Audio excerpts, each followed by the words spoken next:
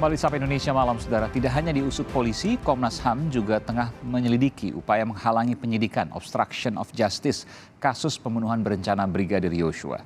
Dua komisioner Komnas HAM, Hoirul Anam dan BK Ulung Hapsara, datang ke tempat kejadian perkara penembakan Yosua di Kompleks Polri Duren 3 Jakarta Selatan.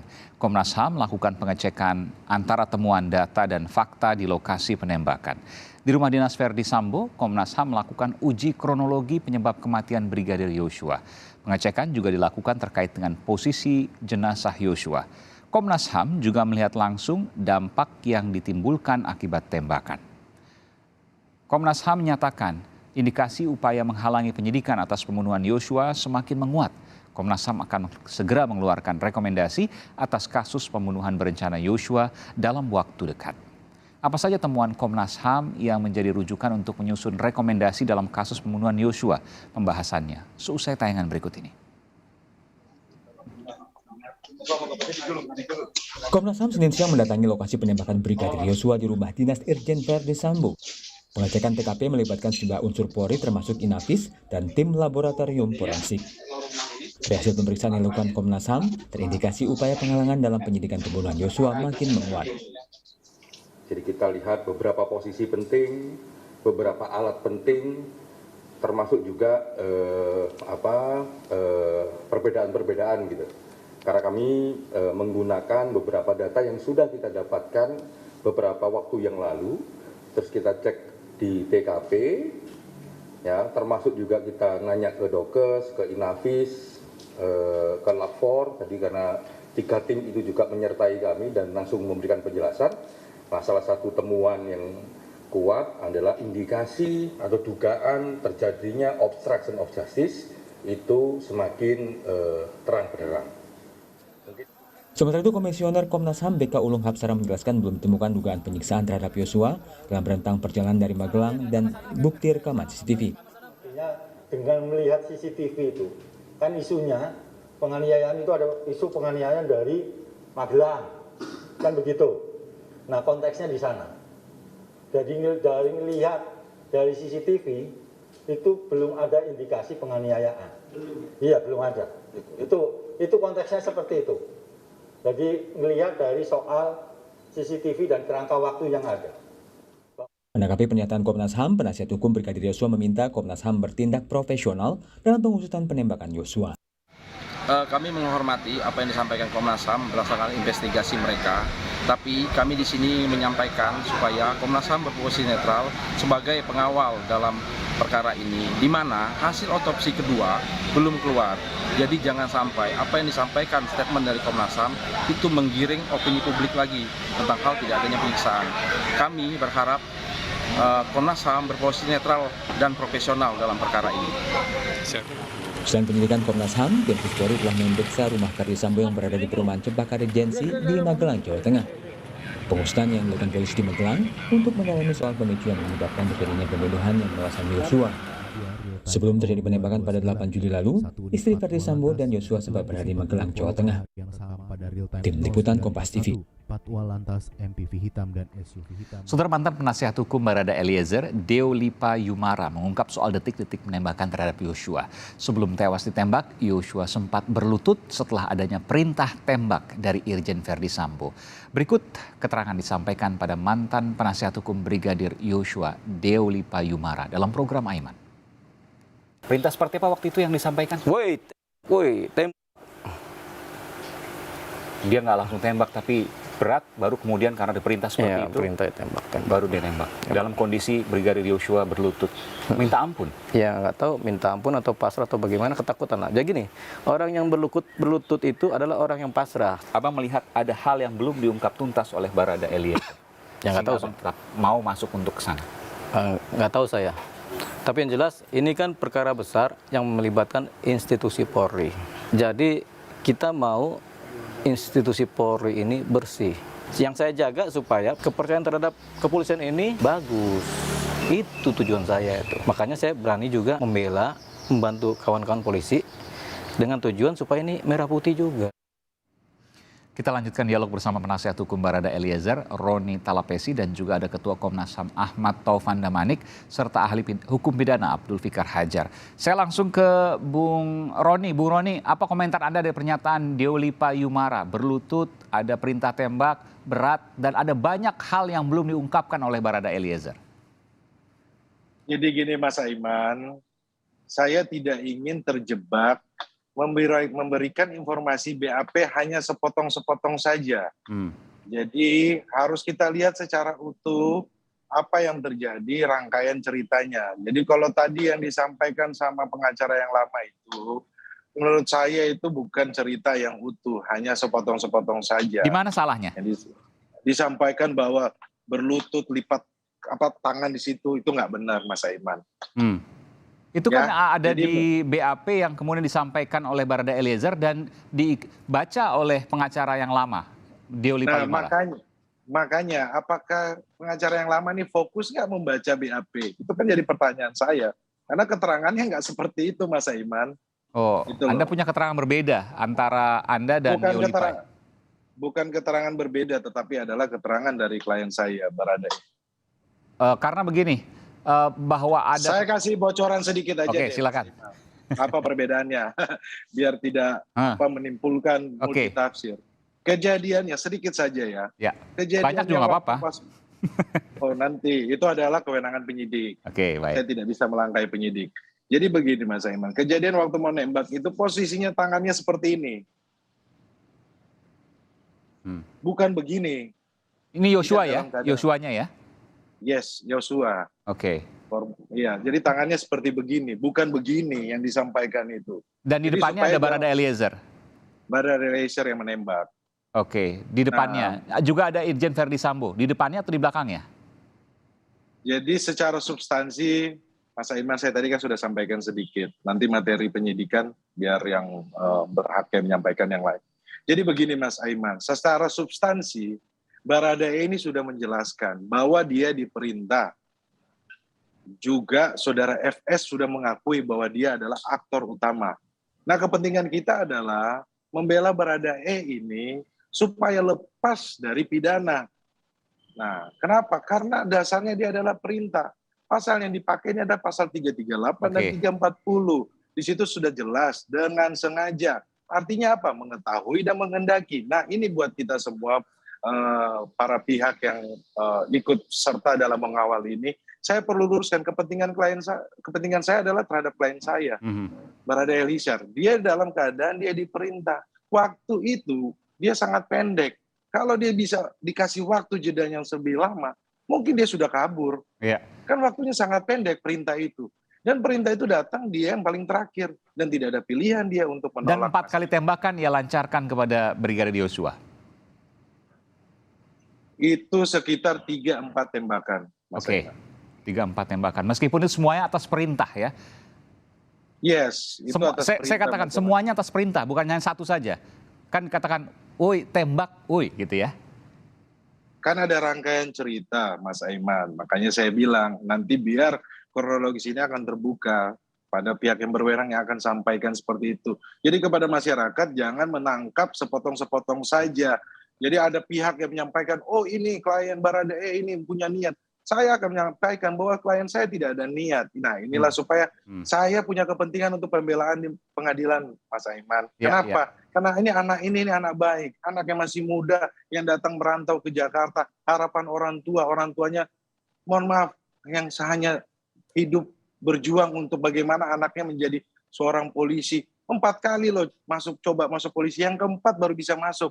Gitu loh. Ini adalah harapan keluarga. Dia sampai ke Jakarta, dia fokus, dia kerja. Nah, kedepannya apa Mas Aiman? Tugas kami dari penasihat hukum adalah mengawal proses ini supaya klien kami ini merasa nyaman, tidak khawatir, terutama jangan sampai ada kejadian-kejadian yang mengganggu sehingga keselamatan klien kami terganggu ataupun keluarga. Itu kepentingan kami sebagai penasihat hukum. Saya ke Bung Abdul Fikar Hajar. Bung Fikar?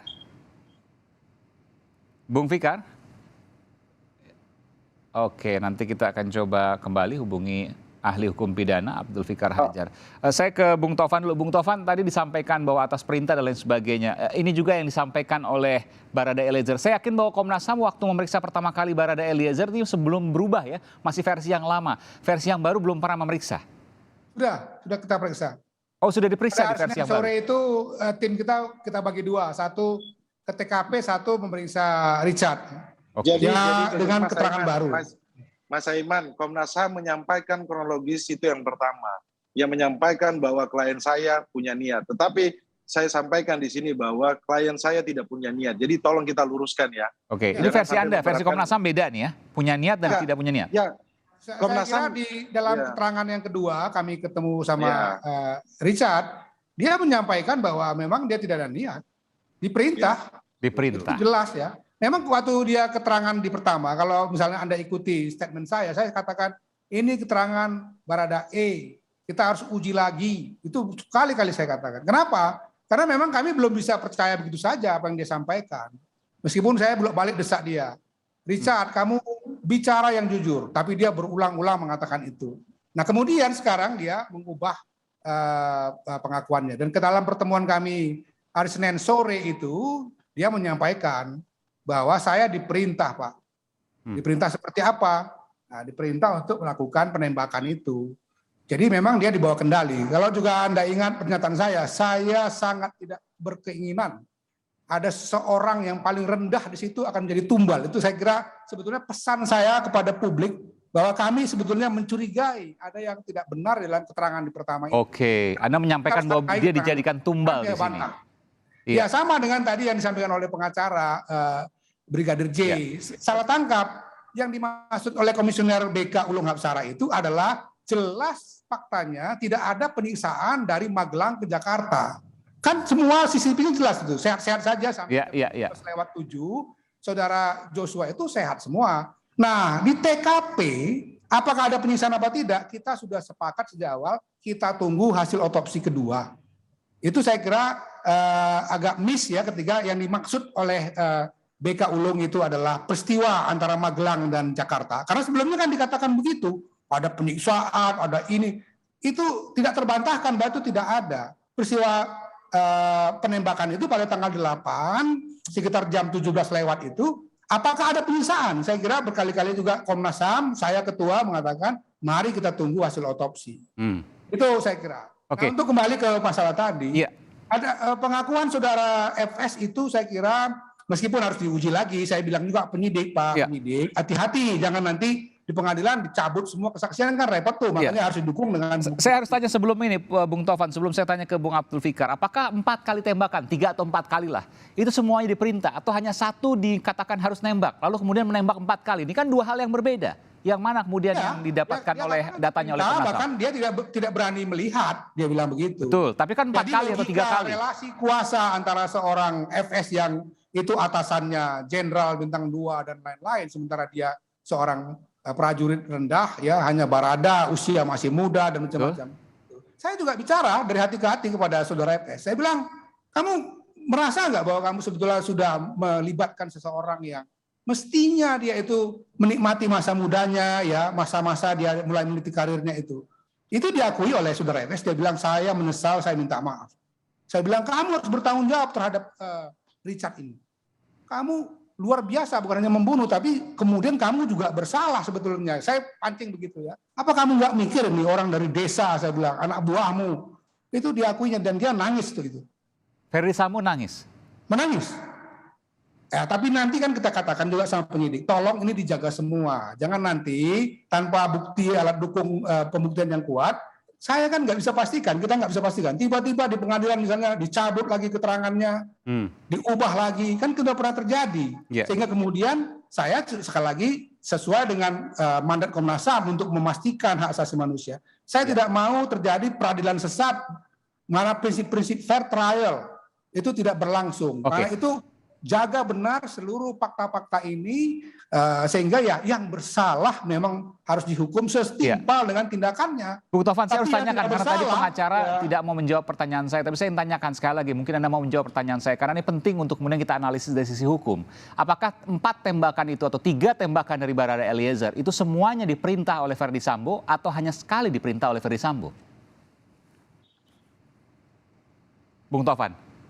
Ya, dia tidak mendetailkan itu ya Oke. kepada kita. Tapi dia menggambarkan satu situasi di mana dia memang dalam posisi yang seperti tidak punya pilihan. Tapi sekali lagi itu kan dia yang mengatakan gitu. Pengadilan yang akan membuktikan nanti.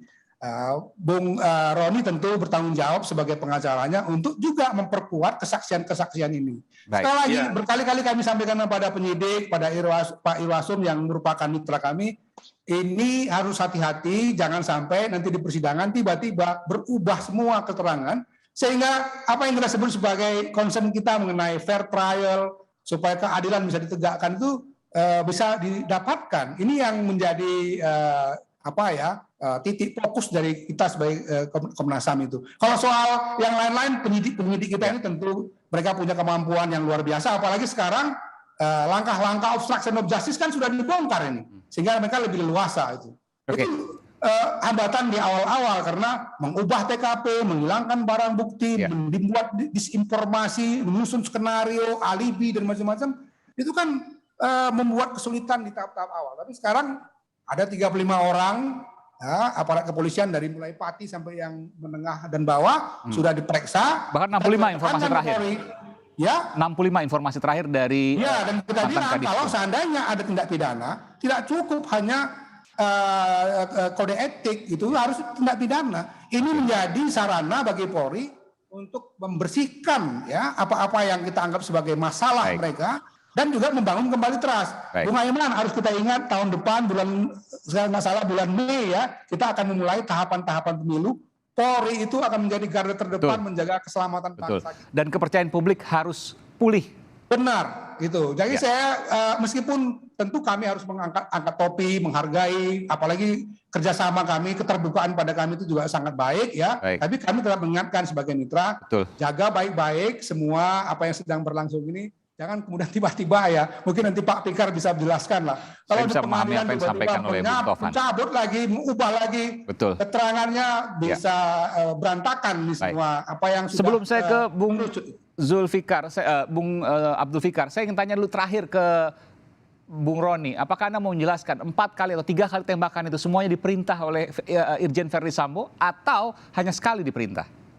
Mas Aiman, saya perlu sampaikan bahwa ini ada satu rangkaian cerita dari rumah yang rumah apa namanya Magelang, dari Saguling pribadi, rumah Saguling ke rumah dinas. Itu ada rangkaian cerita loh. Rangkaian cerita ini tidak boleh putus-putus, Mas Aiman. Gitu loh. Kalau pertanyaan Anda seperti itu, seolah-olah Anda bilang klien saya diperintah sekali kok nembak 4 kali. Itu pertanyaan yang akan kemudian saya tanyakan ke Bung Abdul Fikar. Jadi begini Mas Aiman. Kita menggunakan KUHP itu adalah untuk sipil. Ini yang dipakai ini 338, 340. Betul. Bukan undang-undang militer gitu loh. Nah dia ini dibawa kuasa, tidak bisa menolak. Tapi rangkaian itu ada di rangkaian cerita dari awal sampai ini. Jadi tidak bisa sepotong-sepotong. Kalau saya sampaikan semuanya Mas Aiman, kepentingan saya untuk pembelaan di pengadilan. Oke, baik. Itu ya. Baik. Karena saya mau menganalisis ini dan saya ingin tanyakan ke Bung Abdul Fikar Hajar. Saya tahu tentu pertanyaan apa yang akan saya sampaikan ke Bung Fikar. Bung Fikar bisa menjawab soal ini? Ya. Apakah kemudian yang bersangkutan Barada Eliezer ada kemungkinan bebas karena memang diperintah? Saya nggak tahu tadi apakah hanya 1 perintah tembakan atau 4 kali atau 3 kali. Tapi intinya ia diperintah. Gini, itu kan artinya Bung Aiman tanya apakah betul ada nodwir. Ya, ada suasana yang menekan dan terpaksa gitu. Sehingga perbuatan itu tidak bisa dielakkan gitu. Itu ya. Nah, makanya dalam beberapa diskusi umpamanya saya menjelaskan umpamanya ketika orang menembak orang, perintah menembak itu ya tadi meskipun dibilang itu itu harus diikuti satu dalam suasana perang, yang kedua dalam suasana memang tekan sekali gitu loh. Ya kalau tidak dia yang mati, istilahnya begitu. Dia yang akan kena bahayanya. Itu yang situasi dimaksud dengan nodwir itu sebenarnya terpaksa gitu. Nah sekarang tinggal apakah fakta membuktikan itu gitu. Karena kan di dalam itu ada 4 yang sekarang jadi tersangka kan 4. Ya. Nah saya kira di dalam KUHP petunjuk itu menjadi salah satu alat bukti itu akan sangat berguna. Karena nanti dari satu keterangan dengan keterangan lain akan lahir petunjuk. Ya. Jadi bahwa ada peluang Barada Eliezer bebas sangat besar. Anda mau mengatakan itu ya? Sangat besar. Maksud saya gini, bukan bebas. Ada alasan yang bisa digunakan bahwa dia tidak berdaya ketika melakukan tindakan itu. Nah itu ada alasan yang bisa digunakan gitu. Ya meskipun nanti kan ada perdebatan juga ketika hanya diperintah sekali, kenapa nembaknya 3 kali atau 4 kali, itu pertanyaan juga. Ya itu bisa diperdebatkan gitu ya. Itu rangkaian ceritanya ada di awal itu Mas Aiman. Oke, tapi Anda nggak mau sebutkan soalnya, jadi saya tanya terus ini. Jadi itu adalah kepentingan saya untuk pembelaan Mas Aiman. Oke, karena ini menjadi pertanyaan yang paling mendasar untuk publik, Bung Roni. Kalau Anda tidak mau menjelaskan, tentu ini berbeda, nanti akan ada persepsi macam-macam di publik. Ya, saya sudah memberikan kesempatan, tapi saya tidak memaksakan Anda untuk menjawab. Ada jurisprudensi Mas Aiman mengenai perkara perintah di bawah perintah gitu. Ingat, itu tim kita sedang pelajari itu. Jurisprudensi di bawah perintah. Jadi perintah nggak mesti satu persatu ya. Itu versi Anda. Pertanyaan saya balik ke Mas Aiman. Kalau di magazen itu isi peluru ada berapa? Tergantung pistolnya dong. Ya, udah. Nanti itu nanti kita buka di pengadilan. Oke, baik. Mudah-mudahan sebelum di pengadilan sudah ada informasi, karena ini juga penting untuk kemudian kita belajar hukum di sini. Ada juga kemudian informasi-informasi yang penting untuk kita kaji dan kita kawal bersama. Tentu terima kasih atas hal ini, dan Komnas HAM juga sesaat lagi akan mengumumkan ya Pak Tovan ya terkait dengan hasil rekomendasinya. Betul ya Bung Tovan? Ya, kita tim sedang menyusun laporan ya. Mungkin dalam waktu 1 minggu atau lebih akan kita sampaikan laporan itu. Baik, kita akan tunggu nanti rekomendasi laporan ya, yang akan kemudian disampaikan juga ke Presiden ya, terkait dengan hasil. Itu sesuai dengan Undang-Undang 39 1999 begitu. Iya, apakah nanti ada lanjutan misalnya pelanggaran HAM yang kemudian dilanjutkan dan seterusnya, kita akan tunggu nanti bagaimana hasil temuan dari Komnas HAM. Terima kasih Ketua Komnas HAM, Bung Ahmad Taufan Damanik, dan pengajar hukum pidana Bung Abdul Fikar Hajar, dan pengacara dari Barada Eliezer, Bung Roni Talapesi. Terima kasih Bapak-Bapak, selamat malam, sehat selalu.